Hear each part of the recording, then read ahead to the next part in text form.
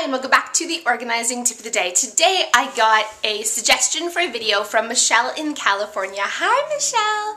On my thought process during my organizing of a room. So I'm going to give it to you because here's what I think about, okay? This is a little game I play called I'm Buying Your House, or I don't know what I call it. I don't know, it doesn't matter. I walk through my home. I actually literally do this. I walk through my home and I critique it. First I clean it, and then once it's clean I walk through like I'm a buyer and I'm looking at all like the stuff, right? And number one thing, I did this whole stint of first staging for a little while, like all my other dozens of home-based businesses that failed within the first few weeks because I completely gave up. But I did a lot of research for home staging, read a lot of books, did all that stuff, so I knew that you had to remove like all clutter. So when I was coming through like a critique, like I was a home stager or a buyer, I would look and make mental note of all the clutter that needed to be removed, which wasn't even like a lot of clutter, but I'll give you an example, and we're here in my kitchen, so here's the example. I used to have a toaster out on my counter, and bread out on my counter, and my coffee maker out on my counter, and just a lot of extra stuff. So I decided to get rid of it for a whole week. This is what you do. You try for a whole week. And I know what you're thinking, the same thing I was thinking. I don't have room to put the toaster anywhere but on the counter.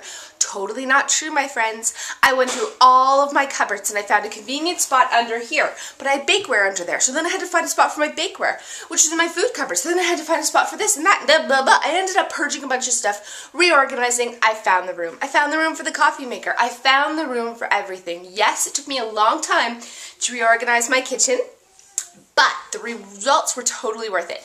So I took everything off the counters, and then if I really found like I was missing it, I put it back at the end of the week. You know what? The only thing I really found that I was missing was like the fruit and the cookie jar, because I eat a lot. And the sugar and the flour and stuff, because when I do make a tea, I don't drink coffee, but I make tea, I need the sugar. The point is I put back only the stuff I missed, and we still use the toaster a couple of days a week. We make toast or whatever, but I just pull it out and put it back. It's not that big of a deal. And I created even more room in my kitchen when I ended up removing the stuff that I had originally hidden. Okay. Does that make sense? So my thought process is I walk through and I look and I critique and I say, that kind of looks messy. And then I decide that I'm going to change that because I'm weird and I have no life. And who does that for fun? I do.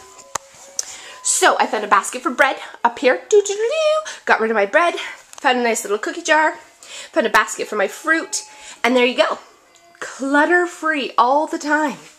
So you probably don't have time to play this fun critiquey game, and criticizing is what I do best. So if you want, I'll criticize your home. I'll give you some tips of free things that you can do. Pictures you should move, you know, I don't know, whatever. Things that can make your home look better. Like a free staging consultation. Send me a video blog response or pictures if you want. I got nothing better to do. See you next time.